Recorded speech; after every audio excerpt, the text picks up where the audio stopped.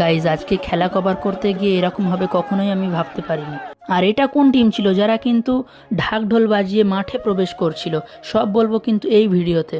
তো আমি দুপুর 2টোর দিকে বেরিয়ে পড়েছিলাম। তো আগেই বলে রাখি যে খেলাটা হচ্ছিল মধ্যমগ্রাম সাইড উত্তর জোজড়া সোনালী স্পোর্টিং ক্লাবের পরিচালনায় নকআউট 8 দলীয় টুর্নামেন্ট।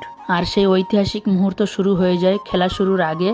সেই সোলা কোচানোর ছড়ানো হচ্ছে। তো বলে রাখি এই টুর্নামেন্টের প্রাইজ মানি ছিল 50,000 ও 40,000 টাকা এবং সুদৃশ্য ট্রফি। হ্যাঁ, এই টিমটার নাম ছিল RK গ্রুপ দেয়াড়া, যেটাতে তিনটে ফরেনার প্লেয়ার খেলছিল নামদি, জিব্রিল ও বাকরি।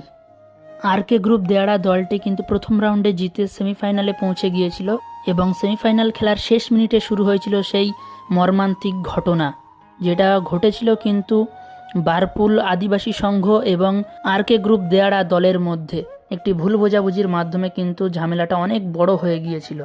সবশেষে বলে রাখি এই টুর্নামেন্টের চ্যাম্পিয়ন হয়েছিল বারপুল আদিবাসী সংঘ এবং রানার্স টিম হয়েছিল বিবি এন্টারপ্রাইজ আওয়াল সিদ্ধি। তো ফুটবলের নানা ভিডিও পেতে অবশ্যই কিন্তু পেজটাকে ফলো করে রাখুন।